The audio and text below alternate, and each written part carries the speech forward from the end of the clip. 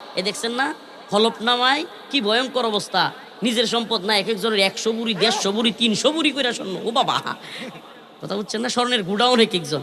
প্রিয় ভাইরা আমার, স্বর্ণের প্রতিযোগিতা, স্বর্ণ রূপার প্রতিযোগিতা, অথচ মানুষ হা করে তাকায় দেখবে। অকালাল ইনসান মা লাহা, আই হাই, এই স্বর্ণগুলো কি হইলো? খুনি খুনি বলবে, খুনি বলবে হাই হাই, এই কারণে খুন করছিলাম, এই টাকা পয়সা ধন সম্পদ সব উঠতাছে। তুলা তুলা তুলা আছে না, তুলা তুলার মতো উঠতে থাকবে, তুলার মতো উঠতে থাকবে বাতাসে।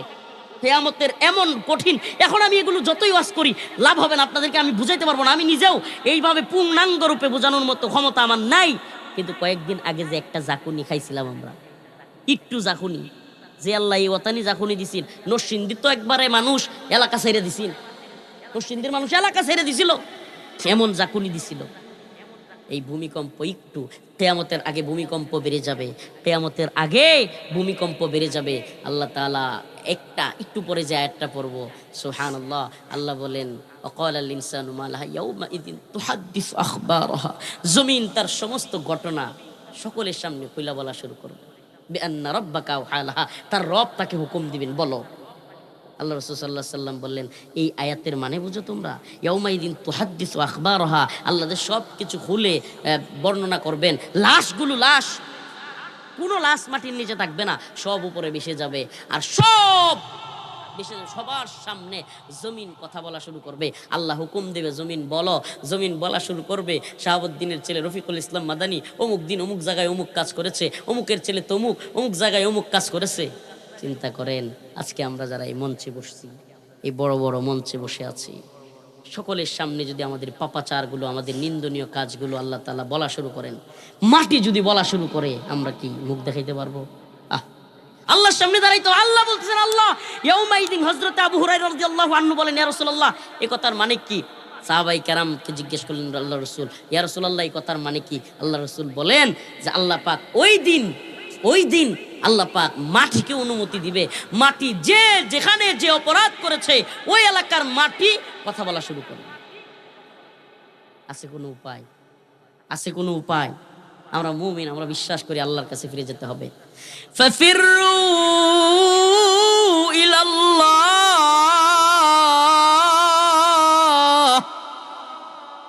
ইন্নী লাকুম মিনহু নাযীরুম মুবিন। আল্লাহ তাআলা তার বান্দাদেরকে ডাইকা বলেন, আয় আয় আয়, আমার বান্দা আমার কাছে ফিরে আয়। وكلهم آتيه يوم القيامة فردا, এক এক করে প্রত্যেককে, অমুকের ছেলে অমুক, তমুকের ছেলে তমুক, প্রত্যেককে আল্লাহর সামনে দাঁড়াইতে হবে। ও আব্দুল্লাহ, ও শাহাবুদ্দিন, ও রফিকুল ইসলাম, ও অমুক, ও তমুক, এইভাবে ডেকে ডেকে আল্লাহ তাআলা, ও আব্দুল্লাহ, ও আব্দুর রহমান, ও আব্দুল কুদ্দুস, ও আব্দুল মুত্তালিব, ও অমুক, ও তমুক, প্রত্যেককে আল্লাহ রব্বুল আলামিন ডেকে ডেকে তার সামনে দাঁড় করাবেন এবং প্রত্যেকের কাজগুলো আল্লাহ তাআলা তার সামনে বর্ণনা করবেন। মিথ্যা সাক্ষী দেওয়ার কোনো সুযোগ নাই, কেউ বলতে পারবে না আমি অমুক কাজ করি নাই। যে বলতে চাইবে আমি অমুক কাজ করি নাই, সাথে সাথে তার সমস্ত কিছু জমিন বলা শুরু করে দিবে, তার হাত বলা শুরু করবে, তার পা বলা শুরু করবে, তার শরীরের অঙ্গ প্রত্যঙ্গগুলো শুরু করবে বলা। আই হাই, কি এক মুসিবতের দিন শুরু হয়ে যাবে। সবকিছু যখন জমিন বলা শুরু করে দিবে, যাওয়ার কোনো উপায় থাকবে না। আল্লাহ রাসূল সাল্লাল্লাহু আলাইহি ওয়াসাল্লাম বলেন, অতএব আমাদের সবাইকেই ভালো হয়ে যেতে হবে, নামাজ পড়তে হবে। আল্লাহর জমিনে আল্লাহর নাফরমানি করা চলবে? টাকার জন্য, ক্ষমতার জন্য, যশ খ্যাতির জন্য, কিংবা প্রভাব প্রতিপত্তির জন্য, জমি জামার জন্য কেউ কারো উপরে জুলুম করা যাবে? এই কথা বলেন, যাবে? কেউ কারো উপরে জুলুম করা যাবে না। আল্লাহর কাছে ফিরে যেতে হবে, অবশ্যই ফিরে যেতে হবে।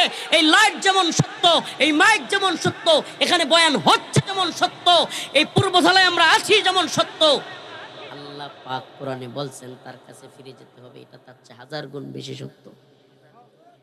যেতে হবে কি হবে না? আল্লাহর কাছে যেহেতু যাইতে হবে, আসেন না একটু মিলাই যে আমরা কয়জন আজকে ফজর, হাত তুলবেন না, ফজরের নামাজ কয়জন পড়তে পারছি। ও প্রিয় ভাই, কি হবে যদি আমি নামাজ না পড়ে আল্লাহর কাছে যাই? কি হবে আমার এই যশ খ্যাতি টাকা পয়সা? আবারও বলছি, কি হবে আমার, কি লাভ হবে? বিশ্বাস করেন, এখন আমি আপনাকে বুঝাইতে পারবো না। মরার পরেই আপনার যে সোয়াল জব শুরু হবে, সেই সোয়াল জব থেকে প্রত্যেকটা মুহূর্ত আপনার, আমার জন্য, আমাদের জন্য, প্রত্যেকের জন্য কঠিন এক বিভীষিকাময় পরিস্থিতি তৈরি করবে। সেদিন কেউ কারো জন্য সুপারিশ করার সুযোগ থাকবে না, সেদিন কেউ কারো কথা শুনবে না। আরে ময়দানে মাহশর में नबी ने फरमाया जब जहन्नम आएगी और एक चीख मारेगी, আল্লাহ রাসূল সাল্লাল্লাহু আলাইহি সাল্লাম এক হাদিসের মধ্যে বলেন, যখন জাহান্নাম ওই কিয়ামতের বিভীষিকাময় পরিস্থিতিতে হাসরের ময়দানে যখন জাহান্নামকে আল্লাহ উপস্থিত করবে, ময়দানে মাহশর में नबी ने फरमाया जब जहन्नम आएगी और एक चीख मारेगी, জাহান্নাম একটা বিকট চিৎকার মারবে, এমন এক চিৎকার দিবে, এমন এক চিৎকার দিবে, এমন এক ভয়ঙ্কর চিৎকার দিবে, প্রত্যেকটা মানুষ চিৎকারের ছুটে। একবার আমি যদি দেখাইতে পারতাম, হাদিসের মধ্যে আসছে, হাঁটুগুলো এইভাবে ফেলে দিয়া এমনে এমনে, হাঁটুগুলো এইভাবে ফেলে দিয়া এমনে বলতে থাকবে, ইয়া রব নফসি নফসি, এ আল্লাহ মেরি জান, আল্লাহ আমারে বাঁচাও, আল্লাহ আমারে বাঁচাও। আমার আব্বার দরকার নাই, আমার ভাইয়ের দরকার নাই, আমার মার দরকার নাই, সন্তান বলবে আমার বাচ্চার দরকার নাই, বাবা বলবে আমার ছেলের দরকার নাই, ভাই বলবে ভাইয়ের দরকার নাই, কেউ কাউরে চিনবে না। হাঁটুগুলো গাইরা দিয়া, বুঝছেন তো সিস্টেমটা, হাঁটু নামাজে যেভাবে বসে এইভাবে বৈশা গাইরা দিয়া, এরপরে পুরা বুক টান কইরা উপর দিকে তাকাইয়া জাহান্নামের চিৎকারের ভয়ে গলা শুকায়া যাবে, গলা শুকায়া চিৎকার করতে থাকবে, ইয়া রব নফসি নফসি, আল্লাহ মেরি জান, আল্লাহ আমারে বাঁচাও, আল্লাহ আমারে বাঁচাও। আব্বা নেহি, ভাই নেহি, বাচ্চে নেহি, বিবি নেহি, কাউরে কেউ চিনবে না। আরে আমরা না, শুধু সাধারণ মানুষ না, ওলি আউলিয়া গাউস কুতুব পীর মাশায়েখ, যত বড় নেতা মন্ত্রী এমপি শাইখুল হাদিস মুফতি, এমনকি বড় বড় সাহাবী তাবেঈ, এমনকি নবীরা পর্যন্ত, নবীরা পর্যন্ত, আদম আলাইহিস সালাম নফসি নফসি, নূহ আলাইহিস সালাম নফসি নফসি, ঈসা আলাইহিস সালাম, মুসা আলাইহিস সালাম, শীস, দাউদ, ইসহাক, ইলিয়াস, লোত, যত আম্বিয়া আলাইহিস সালাম আছে, সকল আম্বিয়া আলাইহিস সালাম বলতে থাকবে, ইয়া রব নফসি নফসি নফসি, আল্লাহ আমারে বাঁচাও, আল্লাহ আমারে বাঁচাও। জাহান্নামের এই ভয়ে বিভীষিকাময় পরিস্থিতিতে সবাই বলবে, আল্লাহ আমারে বাঁচাও। কি কঠিন এক পরিস্থিতি। এই মুহূর্তে একজন মানুষ হঠাৎ করে এক কোণ থেকে আওয়াজ করবে, ইয়া রব উম্মতি উম্মতি। সবাই পেরেশানি হয়ে যাবে, হায় হায়, এই কে লোক, এই লোকটা কে? নবীরা পর্যন্ত, আদম আলাইহিস সালাম থেকে নিয়ে সমস্ত নবী নফসি নফসি, আল্লাহ আমারে বাঁচাও। এ কোন লোক যে বলে উম্মতি উম্মতি? সবাই তাকায় দেখবে, এ তো মুহাম্মাদুর রাসূলুল্লাহ সাল্লাল্লাহু আলাইহি ওয়াসাল্লাম, আমার আপনার পেয়ারা হাবিব, যিনি কিনা উম্মতি উম্মতি বলে কান্না করবেন। আল্লাহ রাসূল সাল্লাল্লাহু আলাইহি ওয়াসাল্লাম সিজদায় পড়ে কাঁদতে থাকবেন, আয় আল্লাহ উম্মতি উম্মতি, আল্লাহ আমার উম্মতকে বাঁচাও, আল্লাহ আমার উম্মতকে বাঁচাও।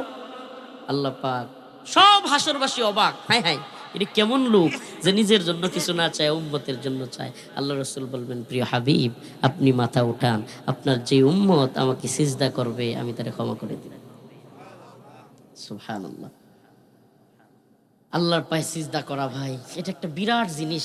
আমাদের দুনিয়ায় কারো যদি কিছু টাকা হয়ে যায় তাইলে নিজের সফল মনে করে, কারো যদি বাজারে একটু জায়গা রাইখে দিতে পারে তাইলে নিজের সফল মনে করে। আমাদের দেশে, আমাদের অঞ্চলে দুইটা পোলারে বিদেশ পাঠিয়ে দিতে পারলে নিজের সফল মনে করে। ছেলেটার একটা ভালো জায়গায় বিয়ে করাইতে পারলে, মেয়েটার একটা ভালো জায়গায় বিয়ে দিতে পারলে নিজের সফল মনে করে। কিন্তু আল্লাহ বলছেন সফলতা এগুলো না, মুমিনের সফলতা এগুলো না। ফামান যুহজিহা আনিন নার ওয়া উদখিলাল জান্নাতা ফাকাদ ফাজ ওয়া মাল হায়াতুদ দুনিয়া ইল্লা মাতাউল গুরুর। এই দুনিয়ায় টাকা পয়সা বাড়ি গাড়ি যাই করো, এগুলা তোমার সফলতা না। আল্লাহ বলেন ফামান যুহজিহা আনিন নার, যেই ব্যক্তি জাহান্নামের আগুন থেকে মুক্তি পাইল, সুবহানাল্লাহ, আবার বলছি, যেই ব্যক্তি জাহান্নামের আগুন থেকে মুক্তি পেল, ওয়া উদখিলাল জান্নাহ, এবং জান্নাতে প্রবেশ করতে পারলো, ফাকাদ ফাজ, সেই হলো চূড়ান্ত সফল। সুবহানাল্লাহ। যেই জান্নাতে খালি নাজ নেয়ামত, যেই জান্নাতে শুধু খাওয়া, যেই জান্নাতে শুধু ফুর্তি করা, আনন্দ করা, আর ফিরতে হবে না, আর ফিরতে হবে না, আর কোনো ভুল ত্রুটি হবে না, আর কোনো টয়লেট ইস্তিনজা হবে না। আল্লাহ পাক যা চাইবে মানুষ তাই দিবে। সুবহানাল্লাহ, তাই হইলে, ওই আল্লাহর জান্নাত পাইতে হইলে দুনিয়ায় নেক আমল করা লাগবে কি লাগবে না? আল্লাহর পথে চলতে হবে কি হবে না? দ্বীনের পথে চলতে হবে কি হবে না? বলেন। আর না হইলে আল্লাহ ওই ভয়ঙ্কর মুসিবতের দিন আমাদেরকে পড়তে হবে কি হবে না আল্লাহর সামনে? আরে ভাই, আগামীকালকে যদি আপনি জানেন খালি যে নেত্রকোনা কোর্টে গিয়ে আপনার হাজিরা দেওয়ান লাগবো, এমন এক হাজিরা যেই হাজিরা বিচারকের সামনে বিচারক চাইলে আপনারা খালাসও দিতে পারে, আবার ফাঁসিও দিতে পারে। কি দিতে পারে? বিচারক চাইলে খালাস দিতে পারে, ফাঁসি দিতে পারে। আগামীকালকে বিচারকের সামনে দাঁড়ানোর সময় আপনার কেমন অবস্থাটা হইব? এই দুনিয়ার বিচারক ফাঁসি দিতে পারবো, সর্বোচ্চ মাইরাল তারবো, এরপরে তো আর কিছু করতে তো না। মরা লাশের উপর কিছু করা চলে? এই এতটুকের কারণে এই ফাঁসির আসামির সামনে দাঁড়াইতে আমাদের কি পরিমাণ আতঙ্ক হবে! হাই হাই, যদি রাইলি খেলায়। প্রিয় ভাইরা আমার, বন্ধুগণ আমার, সমস্ত বিচারকের বিচারককে, সমস্ত বিচারকের বিচারক এই আল্লাহর সামনে আমাদেরকে একদিন দাঁড়াইতে হবে। ওয়াকুল্লুহুম আতিহি ইয়াউমাল কিয়ামাতি ফারদা, এক এক করে আল্লাহ আমাদেরকে জিজ্ঞেস করবে, তোমার যৌবন কিভাবে কাটিয়েছো, তোমার সম্পদ কিভাবে ব্যয় করেছো, তোমার টাকা পয়সা কিভাবে ব্যয় করেছো, তোমার সময় কিভাবে ব্যয় করেছো। প্রত্যেকটা জিনিসের হিসাব আমাদের আপনাদের কাছ থেকে আমার আপনার আল্লাহ নিবে। অতএব সেই আল্লাহর সামনে দাঁড়ানোর জন্য আল্লাহকেই ভয় করতে হবে। কাকে ভয় করতে হবে? আল্লাহর ভয় যার বিদ্যে আছে আর কিচ্ছু লাগতো না। ইত্তাকুল্লাহ, আল্লাহকে ভয় করেন। প্রত্যেককে বলি আল্লাহকে ভয় করেন, প্রত্যেককে বলি আল্লাহকে ভয় করেন। যার মধ্যে আল্লাহর ভয় আছে সে কখনোই চুরি করবে না, দুর্নীতি করবে না, লুটপাট করবে না, রাহাজানি করবে না, অন্যের ভূমি দখল করবে না, কখনোই সে চুরি করবে না। করবে একটা জিনিস, আল্লাহর ভয়। একটা জিনিস, নাম কি? আল্লাহর ভয়। সুবহানাল্লাহ। কেউ যদি মনে করে পৃথিবীর কেউ না দেখুক, কে দেখতেছে? পৃথিবীর কেউ না দেখুক, কে শুনতেছে? আল্লাহ। এই আল্লাহর সামনে আমাকে দাঁড়াইতে হবে।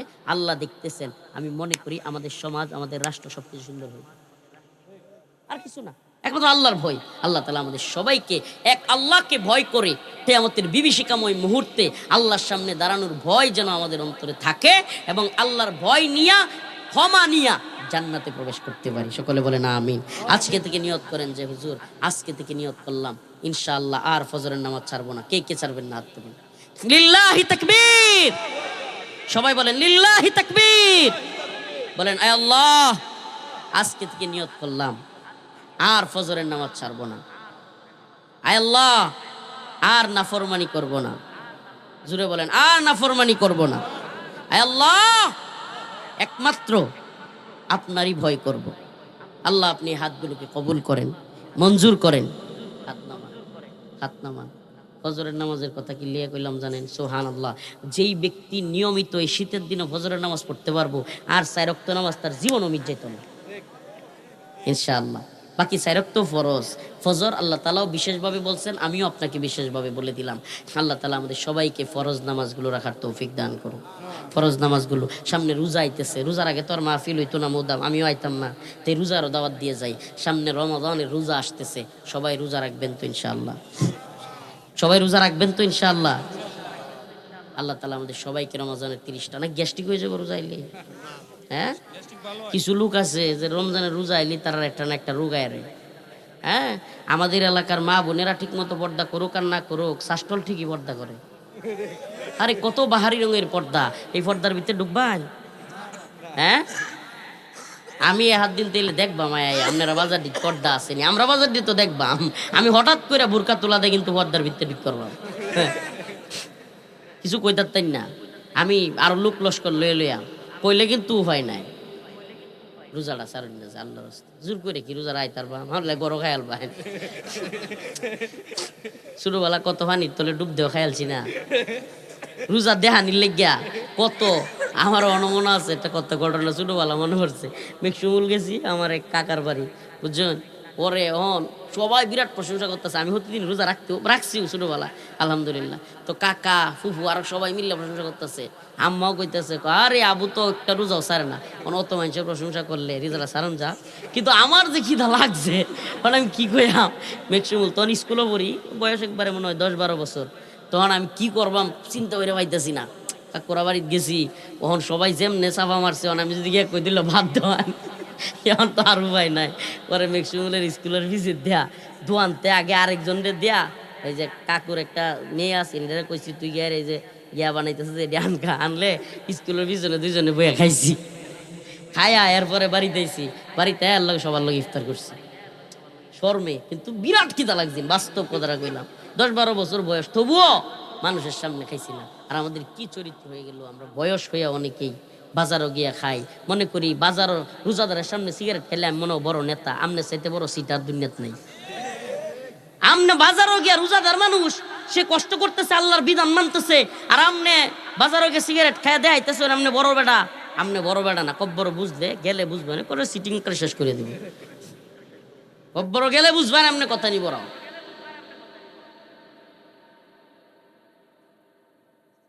আল্লাহ তাআলা বিরাট কষ্ট, বিশাল কষ্ট। যারা রোজা রাখে না রোজার দিনে, এদের কষ্ট অনেক বেশি।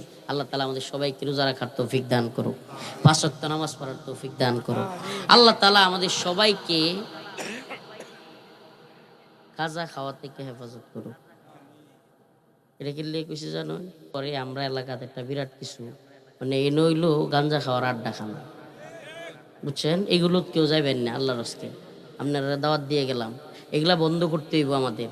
আমি কালকেও একজনরে তারা বাড়ির কইছি যে ভাই, এই যে গাজার আড্ডা, এই যে নারী পুরুষ একলগে নাচানাচি, এই যে নাউজুবিল্লাহ বেহায়াপনা, এরপরে হইলো কি আরেক আজীব অবস্থা, কেয়ার বলি ওই বেটেন বলি নদীতে গোসল করে আয়া ইয়া দিলে বলি কবুল হয়ে যায়, এই যে পাত্তর উল্টাইলে। এই কারণে বেটেন আরে পুরুষ মানুষের সামনে মহিলা মানুষজন এইভাবে কাপড় চোপড় ভরে গোসল করে আয়ে, অবস্থাটা কি পরিমাণ বিশ্রী লাগে দেখতে, এটা আপনারা বুঝাইতে পারবো না। এটা বিরাট কষ্টের একটা বিষয়। এখান থেকে মহিলারা ডুব দেন নদীতে আইবো, আয়ারা হাত তরুণ দেব। এই জঘন্য কাজগুলো আমাদেরকে পরিহার করতে হবে। এই বিশ্বাসগুলো মাথা থেকে জারিয়ে ফেলাই দেন। আরে ভাই, আমার আল্লাহ বড় না বাবা? কথা কন, আল্লাহ বড় না বাবা? তাইলে আল্লাহর ঘর মসজিদও কালকে কইছিলাম যে আল্লাহর ঘর মসজিদও জীবনে কোনোদিন কেউ যেইবা গেছে এইবা না আয়া এমনি এমনি আইসে, হেরাইনো গেলে এমনি এমনি আমার লাগে এটি কি দেয়া, এটি কি তা কয়? বাইতুল্লাহ গেছে হাজি সাহেব, হাজি সাহেব থাকতে আমি হজ করে আইছি, বাইতুল্লাহ কোনো হাজি সাহেব গিয়া কাবা আল্লাহর ঘর এটা তো কেউ এইভাবে অন লাগছে। আল্লাহর ঘরের থেকে এটা বেশি সম্মানী হয়েছে। এনো গেলে তারা এইভাবে কয়তো, মানে ভাই এইগুলা হয়েছে কি জানেন, এখনো পর্যন্ত কুসংস্কার গুলো আমাদের সমাজে রয়ে গেছে। কুসংস্কার ছাড়া যেই অলিয়া উলিয়ার নাম কয়, এই সমস্ত অলিয়া উলিয়া যাদের নাম কয়, এরা জীবনে কোনোদিন তার বউরে ব্যাপার দেয় ছাড়ছে? এই করমশা টিপুষা তাদের স্ত্রীদেরকে ব্যাপার দেয় ছাড়ছে? তাইলে এটা কোন ধরনের ফিরালি? আপনার স্ত্রীর পর্দা নাই, আপনার বোনের পর্দা নাই, আপনার বাচ্চার পর্দা নাই, আপনি বরুণ না নামাজ, আপনার হন্যা রোজা, আপনার বাড়ির গাঞ্জা খায়, আপনি হয়ে গেছেন গাফির। বন্ডামির একটা জায়গা আছে তো? আরে ভাই, আল্লাহর দিন মানুন না, আল্লাহর কোরআন মানুন না, আল্লাহর কোরআনের বিধান মানুন না, একটা বিধান আপনার মধ্যে নাই, আপনি নিজের ফিট দাবি করেন। আল্লাহ তাআলা এদেরকে হেদায়েত দান করেন। আল্লাহর হস্তে কই আমি এনে তখন যেহেতু একটা নির্বাচনী রুলস আছে, বলতে পারবো না, নাইলে মঞ্চে বলতাম। আমি বলবো সবাইকে সম্মিলিতভাবে, ভাই আমনের বাড়ির যদি বক্তরা আই, এটা তো ভালো জিনিস, আমনের বক্তরা মোহাব্বত করে, হাদিয়া দেয়া আমনের যদি একবারে মাথা থেকে পা পর্যন্ত ঘুরিয়ালা, আমরা কোনো কিছু যায় আসে না। কিন্তু দয়া করে আমরা এলাকার যুবকটিরে, আমি হেরারেও কই আমনেরাও কইয়ে দিই, এলাকার যুবকটিরে গাঞ্জাখুর বানান না, যে এলাকার যুবকগুলোরে গাঁজাখুর বানান না। যে সন্তানটা নেশাকুর হয়ে যায়, সেই বাবা জানে এই সন্তানটা নিয়ে কত কষ্ট। একটা নেশাকুর সন্তান বাবার কথা শুনে না, এটা যে কি কষ্টের। অথচ যদি আপনার কোনো আশকারা পায়া যদি একজনের একটা সন্তান নেশাকুর হয়ে যায়, এই দায়ভার আল্লাহর কাছে আপনারও দিতে হবে। অশ্লীলতা বেহায়াপনা, এরে ভাই যুবক বয়সে যদি শুনে যে অমুক জায়গায় সেরা সিরি এক লোকে নাচতাছে, একটা মেয়ে মাইক লুয়ে এইভাবে এইভাবে গান কইব, মেয়েটা যখন এইভাবে হাত লুয়ে আমার গান কইব, তখন মেয়েটার চিন্তা করেন তো, আমি আর গভীরে যেতে চাচ্ছি না, তখন মেয়েটার কোন জায়গাগুলো ছেলেরা দেখবে? তো এইগুলোই তো দেখতে যায়, এছাড়া আর কি আছে? আরে ভাই এছাড়া কি আছে? নাউজুবিল্লাহ। এই কাজগুলো করবার জন্য উন্মুক্তভাবে আমরা কি আচ্ছা, আমরা যদি আপনারা সব কাজ করতে দিয়ালাই, তা আল্লাহর কাছে কি আমরাও জবাব দেওয়া লাগতো না? কইতো না যে আল্লাহ কইতো না যে তোরা গাগরা ইউনিয়ন পাঠাইছিলাম আলেম বানাইয়া, তোরা সবাই চিনতো মোহাব্বত করতো, তুই যে এই কথাটি কইলি না, মানুষরা যে বারণ করলি না, আল্লাহ আমারও ধরতো না? আমি ভাইরা কই আমার কি আপনার লগে জমি লইয়া শত্রুতা আছে? নাই তো, কির লগে আমি কিনলে কি কই? আমি কেন লেগে কই, আমি কই এই জন্য যে আপনারা যেন বুঝেন যে আমরা আপনারা মোহাব্বত করি। আমি চাই আল্লাহর রাস্তায় আমরা সবাই মিলে জান্নাতে যাই। আল্লাহরে সাক্ষী রেখে বলতেছি, এছাড়া কোনো চাওয়া নাই। আপনার জমি আমি নিতাম গানা, আপনার টাকা আমি নিতাম গানা, আপনার কোনো কিছু আমার নেওয়ার ইচ্ছা নাই, কিন্তু আমার চাওয়া একটাই যে আল্লাহ তাআলা যেন আমরা সবাই রে এইভাবে সমাজও যেমনি একলগে থাকি, জান্নাতেও যেন একলগে থাকতে পারি। এটাই চাওয়া। ওয়াল্লাহি আল্লাহরে সাক্ষী রেখে বলতেছি, ক্ষমতা দেহানি, প্রভাব দেহানি, নাউজুবিল্লাহ, যশ খ্যাতি বাইরে আমি অহনো ছোট মানুষের মতো চলি। আমি একবারে ফ্রিলি চলার চেষ্টা করি সবার সাথে। আমার সাথে কাছে যারা যায় এরা কইতে পারবো আল্লাহর রহমত। আমি চেষ্টা করি যেন আল্লাহ না করুক আমার পরিস্থিতি এটা সেটা। আরে কেয়ার গোড়ার ডিমের পরিস্থিতি দিয়ে কি হইব? আল্লাহ যদি আমার ক্ষমা না করিয়া ধরা খায়া যায় আল্লাহর কাছে, এই সারা দেশের পরিস্থিতি দিয়ে আমার কোনো লাভ হইব? আল্লাহ যদি মাফ করে দেয় তাইলে লাভ হইব। এই জন্য আপনাদেরকে বলবো যে ফাহেসা কাজে শরীক হবেন না, এটা মুমিনের কাজ না। আল্লাহর কাছে ধরা খাওয়ান লাগবো। এই নাচানাচি দেখলে আল্লাহর কাছে ধরা, আরে ভাই গোপনে যদি কোনো ব্যক্তি গুনাহ করে, আল্লাহ চাইলে হে আর আল্লাহ ছাড়া কেউ জান না। মনে করেন গোপনে একটা লোক অপরাধ করে ফেলছে, কে জানে? আল্লাহ আর আপনি। আল্লাহ মাফ করে দিতে পারে, কিন্তু জনগণের সামনে যে অপরাধ করবে, পাপ করবে, এই জনগণ তার সাক্ষী দিব কি দিত না? তাইলে এই যে ওপেন মঞ্চ কইরা অশ্লীল নাচানাচি, রাত 1-2টার সময় ডিজের গান লাগাইয়া সিরিয়ার সেরা মিল্লা গান গাইয়া একটা তুলকলাম কাণ্ড, মুরব্বী মানুষরা ঘুমাইতে পারে না, অনেক অসুস্থ মানুষ ঘুমাইতে পারে না, এই বিশাল মাইক টাইক লাগাইয়া একটা বিরাট কিছু। এরপরে মহিলাদেরকে এইভাবে, এগুলোর থেকে আমি বাঁচতে চাই, এগুলো থেকে আমাদের সমাজকে আমি বাঁচাতে চাই। ওয়াল্লাহি আল্লাহর কসম, এছাড়া আমাদের কোনো ব্যক্তিগত প্রতিহিংসা প্রতিশোধ কারো প্রতি নাই। এরা কান্দে নানু নানু আমার আব্বার আইনা দাও, আর ছেলের নাতিরা কান্দে দাদু দাদু আমার আম্মার আইনা দাও, কিন্তু হ্যাঁ কেউ আর আইনা দিতে পারে না। তাইলে হ্যাঁ শান্তিতে বেশি না আমি শান্তিতে বেশি? সুবহানাল্লাহ। আমি কোরআন তিলাওয়াত করি, নামাজ পড়ি, হে নবুয়ে সরকারের খাওয়ানকে আমরা সরকারি লোক। সুবহানাল্লাহ। আল্লাহ তাআলা সুবহানাল্লাহ কলবে সেলিম প্রশান্ত আত্মা যদি কাউকে দিয়া দেয়, পৃথিবীতে আর কিছু দরকার নেই। আমি তো মাঝে মাঝে সুবহানাল্লাহ বলি, আল্লাহ তাআলা আমাকে রাজা বাদশাদের চাইতেও সুখে রাখছে। কেমনে? কারণ আমাদের ক্ষমতা দরকার নাই, টাকা পয়সা কিছু দরকার নাই। আল্লাহ তাআলা যেই সুখে আমাদেরকে রাখছে, কেন? সুবহানাল্লাহ, এই দুনিয়ায় লক্ষ লক্ষ মানুষ আমাদেরকে মহব্বত করে। এটা একটা প্রশান্তি। আপনি দেশের যে কোনো প্রান্তে যাবেন, আলহামদুলিল্লাহ। আমি কলমাকান্দা 5 গাঁও গেছি, আমার লগে এরা পোলাবান যদি আপনার এলাকার এরাও গেছেন কয়েকজন। কলমাকান্দা 5 গাঁও বাজারও ওই পাহাড়ের চিপা দিয়া এক লোক এই যে ছোট ছোট বুট বেছে না, বাদাম বেছে না, গলাতে এভাবে ঝুলাইয়া, এই লোক আমার এদিকে ভাঞ্জা ধরেছে, কান্দতেছে। আমি বলছি বাবা আপনি কান্দুনকে জেলতে বাইরে কয়েকদিন পরে গেছি। বলছি বাবা আপনি কান্দুনকে, বাবা কত জন্য ফল রোজা রাখতে আপনার লাগি দোয়া করছি, আপনার জন্য মুক্তি হয়। চোখ দিয়ে আমার কান্না, আমার খুশিতে এতটি করে বুট বাদাম বেহের পকেটও দিচ্ছে। মেলা মানুষ গেছি আমরা, হুজুর একটা টিয়াও দেন না যে আমি ওকে কান্দে দেন। সুবহানাল্লাহ। একবারে পকেট বইরে এক একজনকে বুট। আমি কিছু আপনি কি ব্যবসা হইব এটাতে? আমার ব্যবসা লাগতো না, আমি যে আপনারা দেখছি পাইছি এটাই খুশি। সুবহানাল্লাহ। আমি চিন্তা করলাম সুবহানাকা ইয়া রব উহিব্বুকা ইয়া রব, আরে সম্মান দেনে ওয়ালা কি? কুলিল্লাহুম্মা মালিকাল মুলক তুতিল মুলকা মান তাশা ওয়া তানজিউল মুলকা মিম্মান তাশা ওয়া তুইজ্জু মান তাশা ওয়া তুযিল্লু মান তাশা বিয়াদিকাল খায়র ইন্নাকা আলা কুল্লি শাইইন কাদির। আমার আল্লাহ রাব্বুল আলামিন বলেন, কুলিল্লাহুম্মা মালিকাল মুলক, সমস্ত মুলুকের মালিক কে? আরো জোরে আওয়াজ করে বলেন কে? তুতিল মুলকা মান তাশা, আল্লাহ বলেন আমার যারে ইচ্ছা হয় একটু ক্ষমতা দেই। কথা নেই? সুবহানাল্লাহ। একটু আল্লাহর ক্ষমতার কাছে এই দুনিয়ার সবচেয়ে বড় ক্ষমতাসীনের ক্ষমতাও কতটুকু? আরে এই দুনিয়ার সবচেয়ে বড় ক্ষমতাসীনরা যদি বাথরুমের দরজাটা বাইরে লাগায় দেন, যা শিক্ষারে মরণ ছাড়া আর বাথরুমের তালা খুলতে পারত না।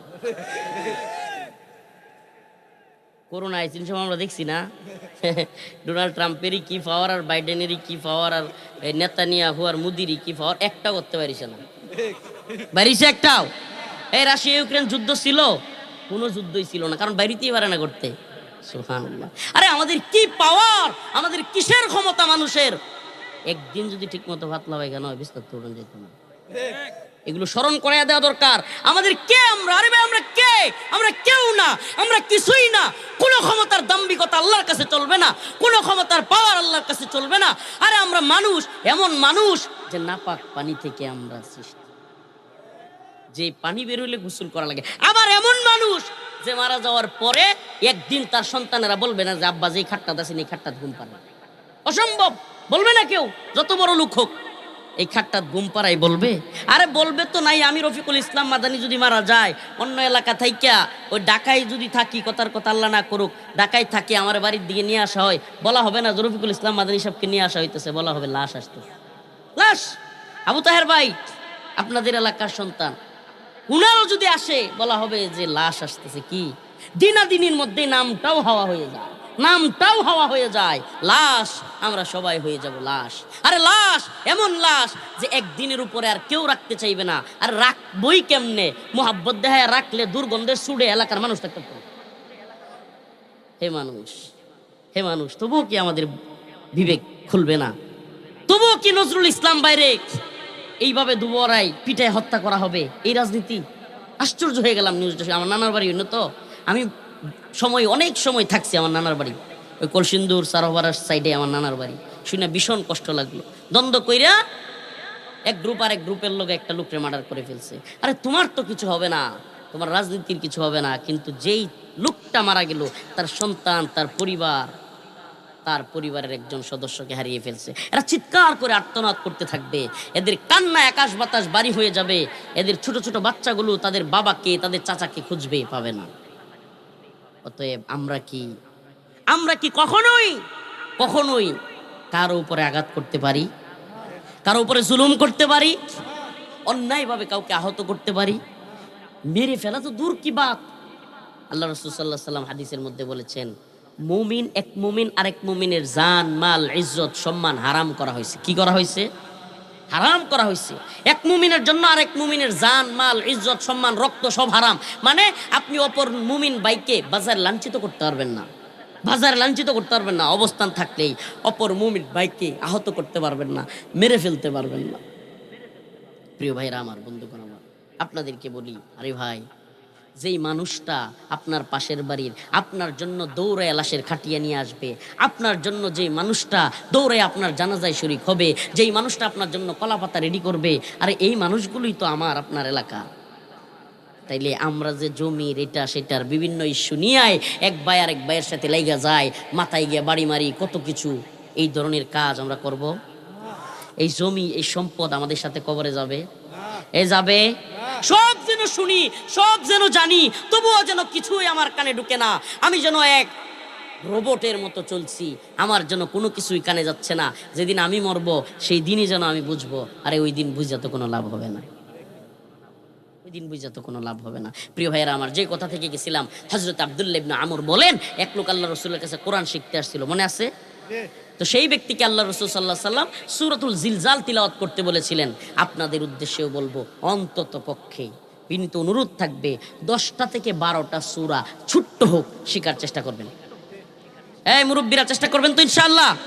আমি আমার বাবাদেরকে বলি, আপনারা যদি শিখবার চান কেউ যোগাযোগ করেন, আমি শিক্ষক রেখে দিব, বেতনও দিতে হবে না।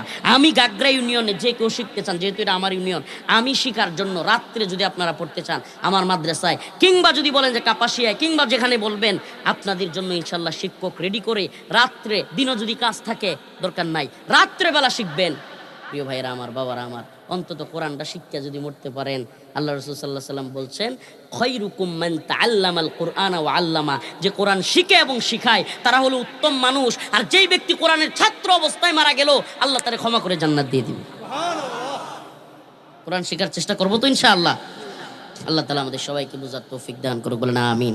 ইযা জুলজিলাতিল আরদু জিলজালাহা, আল্লাহ রাব্বুল আলামিন বলেন, কিয়ামতের এক বিভীষিকাময় মুহূর্ত। আল্লাহ তাআলা বলেন, পৃথিবীতে এমন এক কম্পন হবে, ইযা জুলজিলাতিল আরদু জিলজালাহা ওয়া আখরাজাতিল আরদু আথকালাহা। আল্লাহ রাব্বুল আলামিন বলেন, পৃথিবীতে এমন এক কম্পন সৃষ্টি হবে যেই কম্পনের কারণে পৃথিবীর সব কিছু কাঁপতে থাকবে। সব কিছু আসমান এবং জমিনের মধ্যে যা আছে সব কিছু এমন কাঁপাকাঁপি শুরু করবে। ওয়া আখরাজাতিল আরদু আসকালাহা, আল্লাহ রাব্বুল আলামিন বলেন জমিনের নিচে যত সম্পদ আছে, সোনা গহনা রূপা টাকা পয়সা ধন দৌলত সব কিছু উড়তে থাকবে। কি করতে থাকবে? এখন তো প্রতিযোগিতা শুরু হয়ে যায় আমাদের মধ্যে, কার টাকা বেশি, কার সম্পদ বেশি। হ্যাঁ, কেডা পূর্বদলা বাজারে জমি রাখতারবো, কেডা পূর্বদলা বাস স্ট্যান্ডের লগে টেম্পু স্ট্যান্ডের লগে কিংবা রেল স্টেশনের লগে জায়গা রাখতারবো, কেডা নেত্রুনা একটু জায়গা রাখতারবো, কেডা ময়ূরসিং একটু জায়গা রাখতারবো। বাপরে, যার ময়ূরসিং জায়গা আছে হের লাগি তো এলাকাতে এমনি এমনি আডে আছে না? প্রিয় ভাইরা আমার, এই প্রতিযোগিতা আমাদের মধ্যে। আল্লাহ রাসূল সাল্লাল্লাহু আলাইহি সাল্লাম বলেছেন কিয়ামতের আগে কিছু জিনিস বেড়ে যাবে। আমি আপনাদের সামনে কয়েকটা আলামত বলছি, নিজের সাথে মিলাইয়া নিবেন। যদি ওই দিকে চইলা যান আল্লাহর রাস্তে নিজেরে ফিরে আনবেন। কিয়ামতের আগে কিছু আলামত বেড়ে যাবে। আমরা সবাই কিন্তু ইমাম মাহদী আলাইহিস সালামের কথা শুনেছি। কিয়ামতের আগে কে আসবে? ইমাম মাহদী আলাইহিস সালাম আসবে। দাজ্জাল নামক এক ভয়ঙ্কর এক চক্ষুওয়ালা, কানা এক চক্ষুওয়ালা, যার কপালে লেখা থাকবে কাফের।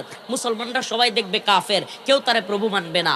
কিন্তু যারা মুসলমান নয়, যারা ঈমান আনতে পারবে না, যারা মুনাফিক, মুসলমানদের মধ্যেও যারা মুনাফিক, এরা কাফের লেখা দেখবে না। ওই দাজ্জাল আসবে, এটা আমরা জেনেছি। ইয়াজুজ মাজুজ আসবে, এটা আমরা শুনেছি। ইয়াজুজ মাজুজ এক বিরাট পাহাড়ের ভিতরে আটকা আছে, বিরাট পাথরের দেওয়ালের মধ্যে আটকা আছে। কোথায় আছে আল্লাহ জানেন। দাব্বাতুল আরদ নামক একটা প্রাণী আসবে, এগুলো আমরা শুনেছি। এগুলো হলো কিয়ামতের বড় বড় আলামত। ঈসা আলাইহিস সালাম আবারও আগমন করবে, এটা আমরা সবাই জেনেছি। কিন্তু আরো কিছু ছোট আলামত আছে। কিয়ামতের আগে জিনা ব্যভিচার বেড়ে যাবে, নাউজুবিল্লাহ। কিয়ামতের আগে খুন খারাপি বেড়ে যাবে, নাউজুবিল্লাহ। খুন খারাপি বাড়তেছে না কমতেছে? আমাদের সমাজে হুমানে খুন খারাপি হইতেছে।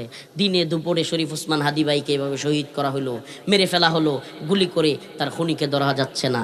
কয়েকদিন আগে আরেকজন মুসাব্বির নামে আরেকজনকে হত্যা করা হলো। এখন এই যে দেখলাম দুবরায় আরেকজনকে হত্যা করা হলো।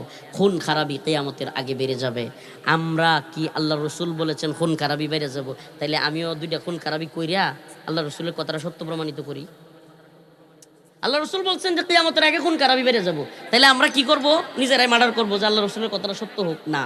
আল্লাহ রসুল কেন বলছেন? আল্লাহ রসুল এই জন্য জানাইছেন যেন তুমি খুনিদের কাতারে না যাও, যেন আমরা খুনিদের কাতারে না যাই, আমরা কখনোই খুনি না হই, খুনির মানসিকতা আমাদের মধ্যে তৈরি না হয়। যা কিছু হয়ে যাক, জীবনে কোনোদিন এক মুমিন ভাইকে হত্যার চিন্তাও যেন মাথায় না আসে।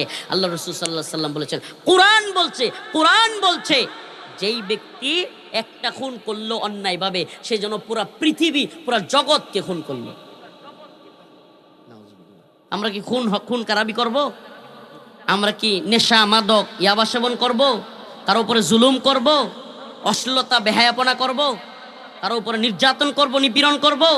প্রিয় ভাইয়েরা আমার, এগুলো করব না। আল্লাহ রসুল বলেছেন কিয়ামতের আগে সম্পদের বড়াই বেড়ে যাবে। কিয়ামতের আগে বাড়ি করার প্রতিযোগিতা শুরু হবে। কে কার চাইতে বড় বাড়ি করতে পারে, কে কার চাইতে উঁচু দালান করতে পারে। গরিবের সন্তান, যার টাকা পয়সা নাই, যার কিছুই নাই, আল্লাহ রসুল বলছে বকরি লালনকারীরাও বড় বড় বিল্ডিং করার চেষ্টা করবে।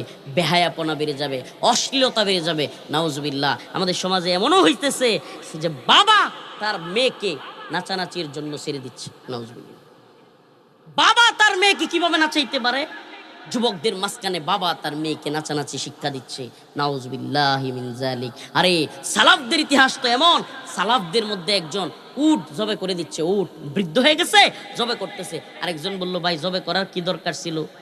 উটটা বিক্রি করে দিতে পারতা, টাকা পয়সা পাইতা।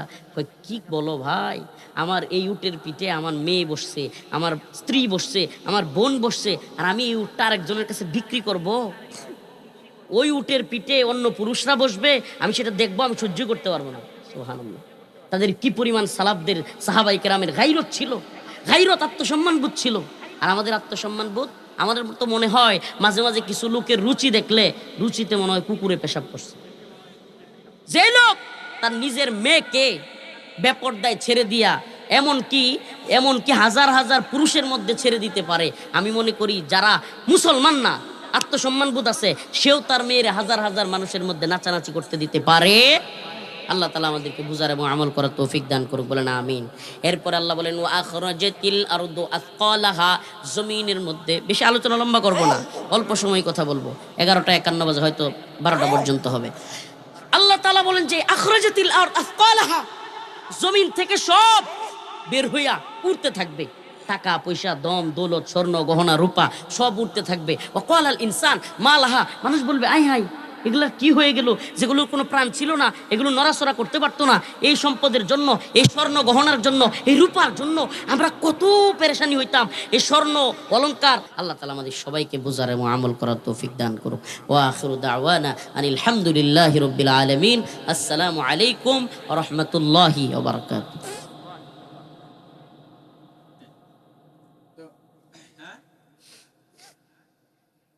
আমার মাদ্রাসাতে এবার সভা করতে পারতেছি না, আমারও নিজেরও অনেক প্রোগ্রামের ব্যস্ততা, আর হলো নির্বাচনী বছর, বিশাল বড় প্রোগ্রাম অ্যারেঞ্জ করি, তো মানে এটা একটা বিষয় আছে বুঝছেন, তো আমাদের প্রোগ্রাম তো বিশাল বড় হয়, এই জন্য অ্যারেঞ্জ করতে মানে এটার একটা বিরাট পরিসরের দরকার এবং সময়ের দরকার। আর নির্বাচনী সময় আমাদের অনেকেই ব্যস্ত, হুজুররাও ব্যস্ত, হুজুররাও বুঝুন না একজন এমপি মন্ত্রী হইব, হুজুররাও ব্যস্ত আছে, তো আমরাও ব্যস্ত। যদিও আমার কোনো গণতান্ত্রিক কোনো দলও করি না, আমি এটি পছন্দও করি না, আমার কোনো দলও নাই, আমি কোনো দলের লোকও না, আমি আল্লাহর দল। আমি সব সময় কই আমি আল্লাহর দলের লোক। আল্লাহ যদি রহমত করে এই উম্মতরে বুঝাইতে চাই যে এই উম্মত জান্নাতের পথ ধরতে হবে, এই তন্ত্রমন্ত্র পথ দিয়ে কিছু হইতো না।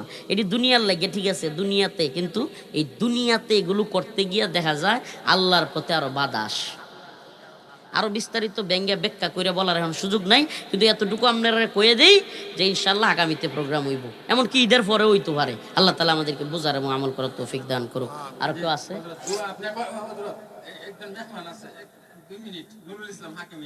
আচ্ছা আচ্ছা আচ্ছা, দেন দেন দেন দেন, বাইরে দেন। আমাদের সামনে একজন মেহমান উপস্থিত হয়েছেন, বাংলাদেশ ইসলামী আন্দোলনের উনি সংসদ সদস্য পদপ্রার্থী হযরত মাওলানা নুরুল ইসলাম হাকিমি সাহেব আপনাদের সম্মুখে 2 মিনিট কথা বলবেন, তারপরে মাদানী সাহেব ইনশাআল্লাহ দোয়া করবেন সবাইকে নিয়ে।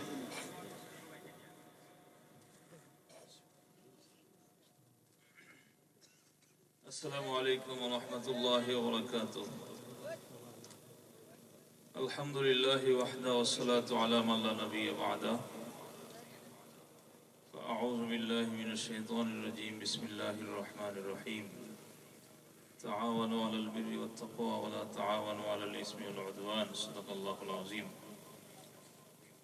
কান্দাপাড়া জমিয়ত তালিমুল কুরআন হাফিজিয়া মাদ্রাসা কর্তৃক আয়োজিত আজকের এই মহতি প্রোগ্রামের শ্রদ্ধাভাজন সভাপতি, উপস্থিত রয়েছেন প্রধান অতিথি, প্রধান বক্তা, ওলামা ইকরাম। মোনাজাতের পূর্ব মুহূর্তে আমি আপনাদের খেদমতে ইসলামী আন্দোলন পিসাব চরমোনাই কর্তৃক যে মনোনীত দল, যার মার্কা হলো হাত পাকা, আপনারা সকলেই জানেন, সেই হাত পাকা মার্কায় আগামী সংসদ নির্বাচনে আল্লাহ চাহে তো আপনাদের খেদমতে, আপনাদের সেবার নিয়তে আমরা আসার জন্য প্রস্তুতি নিচ্ছি। ইতিমধ্যে আমরা সকলে জেনে গিয়েছি। আমরা চাই আগামী দিনে সবাই মিলে, এখানে আমাদের ভাই আবু তাহের তালুকদার সাহেবও রয়েছেন, নেতৃবৃন্দ রয়েছেন, আমরাও আপনাদের খেদমতে আসছি। আমরা আশা করব সুশৃঙ্খলভাবে, যাকে জনগণ পছন্দ করে, যার কথা জনগণ আস্থা রাখে, তাকে আপনারা নির্বাচিত করবেন। এখানে আমরা কোনো ধরনের অতি উৎসাহী কেউ হব না, এটা আগামীতে আমরা আশা করতেছি, আশা করতে পারি না ইনশাআল্লাহ। আমরা সকলে মিলে যাকে পছন্দ হয়, যাকে ভালো মনে হয়, আমরা সকলে একসাথে থাকতে চাই। আমি আপনাদের খেদমতে দোয়া চাই, আল্লাহ তাআলা যেন আমাদেরকে যেভাবে সুস্থতার সাথে শুরু হয়েছে শেষ পর্যন্ত যেন আমরা উচ্ছ্বাসের সাথেই শেষ করতে পারি। যাকে আল্লাহ কবুল করেন সংসদে যাবেন। আসসালামু আলাইকুম ওয়া রাহমাতুল্লাহ। সবাই একটু বসেই যাই না, দোয়া হবে এখন, আমরা সকলে বসে যাই। হযরত দোয়া পরিচালনা করছেন। আসলে আমি দোয়া করি, তার আগে বলি, হাকিমি ভাই কথা বললেন, আমার খুব ভালো লাগছে বাস্তবে বলি। কেন জানেন, আবু তাহের ভাইকে উনি যেইভাবে, আসলে প্রতিদ্বন্দ্বিতা থাকবে কিন্তু প্রতিহিংসা যেন না হয়। আমরা আমাদের এলাকায় এই রাজনীতিটা চাই না। দুবরায় যেটা শুরু হয়েছে খুনের রাজনীতি, এটা শুনে আমার গা শিউরে উঠতেছে। কি যে একটা কষ্টের বিষয় এটা। এই একজন আরেকজনকে শ্রদ্ধা সম্মান রাইখা, যে যার প্রতিযোগিতা থাকবে বাইরে, দিন শেষে তো আমরা একই এলাকার মানুষ, প্রতিহিংসায় যেন না গড়ায়। আল্লাহ তাআলা আমাদের সবাইকে বোঝার তৌফিক দান করুন।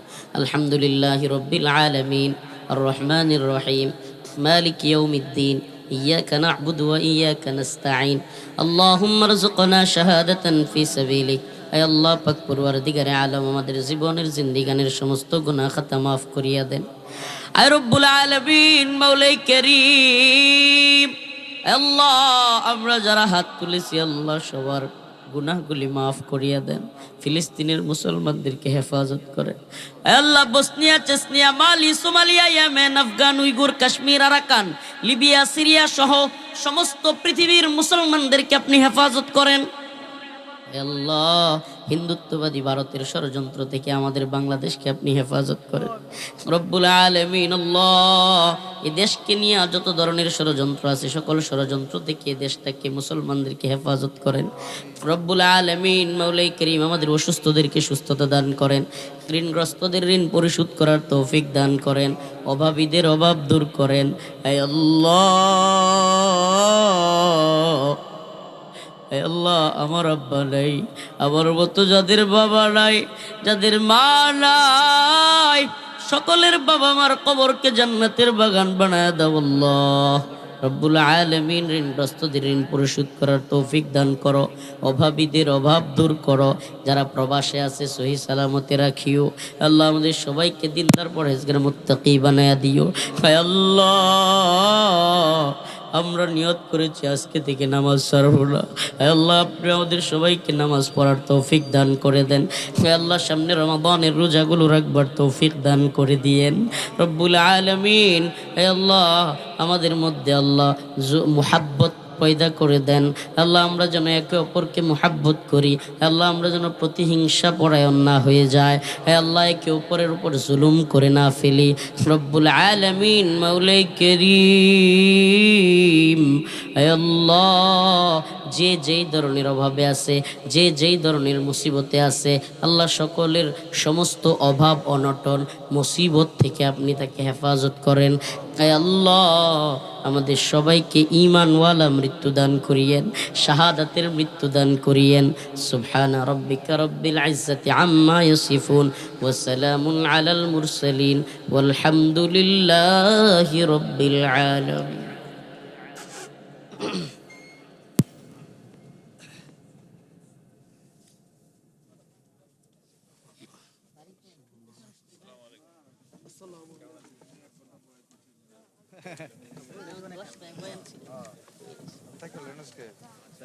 ভাই আসলে আজকে রেস্টের দিন আছে, হৃদয় আমার দিলে আসছে প্রোগ্রামের মাসের মধ্যে একটা রেস্টের দিন থাকে না, প্রোগ্রাম দিছি তো, যে এই দিন এখন তো কেউ প্রোগ্রাম পায় না, হৃদয় হইলো। আগামী সোমবার 5 তারিখ একটি এলান শুনি। আগামী সোমবার 19 তারিখ পূর্ব মহতাম বাইতুল নূর জামে মসজিদের উদ্যোগে ইসলামী সম্মেলন